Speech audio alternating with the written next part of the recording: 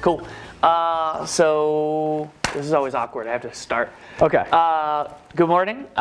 This is Michael, and I'm sitting down here with Brandon Stackhouse, and this is our Around the Planet newsletter. This is the last video of the year, and I gotta say it's been pretty cool. We've done, I think 8 or 9 or 10 of these, and we've had an opportunity to learn about the company, about what everyone does, and it's been pretty awesome, so I hope you've enjoyed it. I'm sitting down with Brandon Stackhouse. Stack, I actually don't even know your official title. I know you've got like a title. Yes, Assistant Service Manager. Cool. Assistant Service Manager at Planet Honda. There you go. So I've known Brandon for a while. I've worked here for 9 years, and I know you've been here for a lengthy time, and you were here, and then you were out for a little while. So remind me kind of about tell me about your journey in automotive that brought you to Assistant Service Manager here. So when I was 15, started driving much like everybody else, and my dad took me in my truck on some four-wheeling drive and off-road trails. Cool. So I kind of developed a love for that and driving in the mountains very quickly. And then there was spots that I couldn't go with this truck, which was a 1983 Nissan. Sweet. And I wanted to put a lift in it, put bigger tires, put more accessories and things like that to help it do better.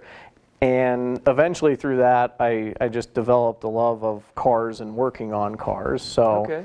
I went to school once I was done with high school to be an automotive technician. Okay. So I went to Front Range Community College, got my Associates of Applied Science in Automotive Technology, took some welding classes and got certificates in that so I could build these rock buggies or off-road vehicles. And from there, I quickly realized that working in most of the automotive industry where you're fixing consumer cars all the time wasn't necessarily what my dream was. Yes, exactly. It wasn't where my interest was, but I was very good with people and customers, so I started working at Discount Tire when I was 18. Okay. And busted and put away and changed a whole lot of tires, and after a few years they introduced me to customer service, working with the customers, selling the tires, putting the right product on for the right customer. And then I did that for about 10 years, and one of my good buddies worked here and said, you've got to come right service. Cool. Yep. So I did that for a number of years, and then I started to train the service riders and, kind of become more of a management role. Cool. Yeah. So you, I don't know how old you are.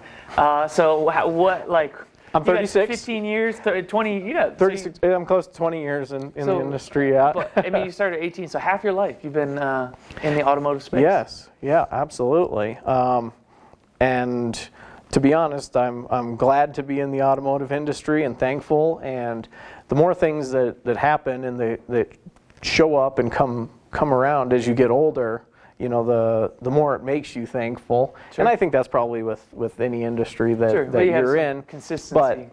But I mean, even in 2020 with COVID, I was still blessed enough to be able to work and make a paycheck, and the whole works through all of it. So sweet. So you have mechanical experience. You obviously have I refer to it as retail experience. I know a lot of people don't think, oh, service advisors, that's retail, but sure. I mean, it definitely is. Yeah. I know a little bit about what it looks like. I'm going to say what it looks like to be a service advisor. I've never done that. I've never written service. Yeah. I think that there's probably a big, I'm just going to speak for what I see in the company. I bet there's a big misunderstanding about what the challenges of writing services are. I think, let me just say this, and you can either laugh or cry. It seems that a lot of people are like, I don't know, people come in, they get an oil change, in and out, easy peasy. Right. I know that's not the case. So talk to me a little bit, and talk to all of us. What are the challenges that we probably don't know that service advisors are dealing with every day? Because I see them. There's a lot more to it. So kind of shed some light. So service writers, and I mean the problems and stuff that they have are essentially infinite, and you could talk about it forever, but it starts with the customer, and every customer is different, but the service advising side of things in the dealership versus the sales side, most people are not happy to come into the service department as much as I'm going to buy a new car. Okay, so they come in and they're like, like going to the these doctor. lights came on, exactly, there's a problem or it needs something, I don't know, can you guys hurry up, type of mentality when you're when you're in the service department.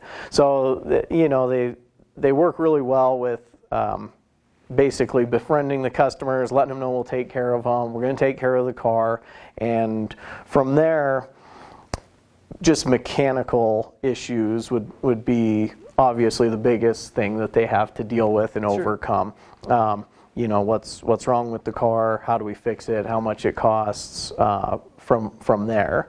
And the service writer's job is constant. They do that exact same thing with 15, 20, 25 customers a day, and it takes up their whole 10 hours a day to follow back up with the customers, to check them in, to check them out, to check in with the technicians, the parts guys, the whole works. And that's a big part of it that I think a lot of us maybe don't see, is that it's not just customer and writer. There's the whole behind the curtain thing where there's like relationships with text, there's time management with text, there's parts. Oh yeah, absolutely. They have to maintain all those relationships constantly because, if they can't get the parts guys on the right terms, if they can't get the technician, to finish the car when they've promised it to a customer or when we need it, it all falls apart, and especially just in the customer's eyes, which is why we're here. The customer's like, yeah. I imagine I've been here almost 10 years. I think I see, and I try to step out of the car business brain, Yeah. And I think people own a car are like, you don't know how you fix it? Like, I think that there's like, it seems like there's this like, they're confused you have to do a diag, right? Right, yep. And I'm not trying to pick on customers, like, and again, I try to step out of it, and I'm the same way. It's like, it's a check engine light. Can't you just check the engine? Yep, yep. Plug the thing in and you tell me how much it costs and get it done. Right. Yep. So I definitely, kudos to anybody who's a service writer. It's a hard job. I've seen that. I've gotten to know a lot of writers over the years, and as someone who I have experience on the sales side, it's relationship building. It's selling. You got to explain like, hey, this thing's $500. Here's why you want it. It's not just like push here to accept. Absolutely, and especially with maintenance too.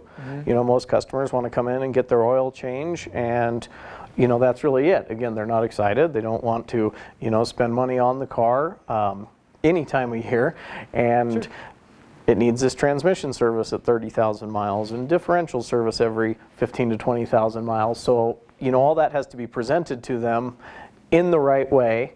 So that they understand the value behind it and understand that it's going to benefit them in the long run. Sure. All right, last things I want to talk about. I have this thing I always try to ask people.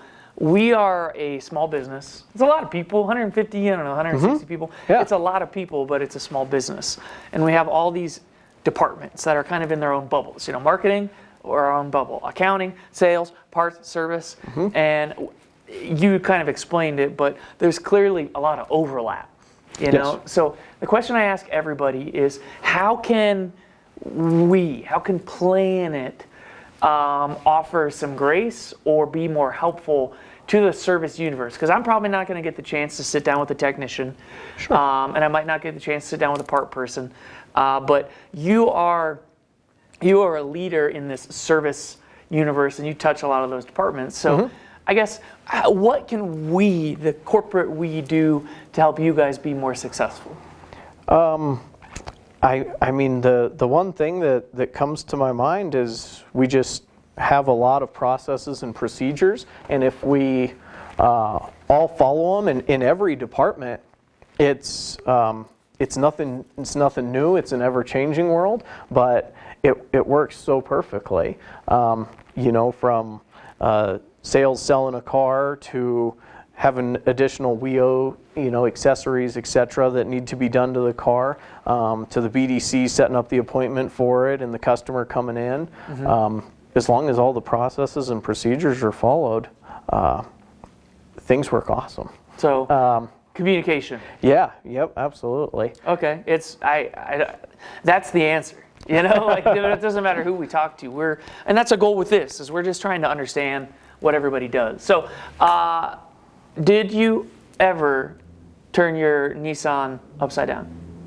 I did not. I've had a few Jeeps since that have been really close, but I've never had a really bad or nasty rollover or anything off-road. So luckily. No suspended in your seatbelt upside down? Nope. A couple times waiting while someone gets a winch ready to save me, but Okay. Never went over, so. And I don't know if that's good driving or not trying hard enough, but. Only you can decide. Is this still your hobby? Do you still get out there in 4x4? I do. I go to Easter Jeep Safari in Moab every year.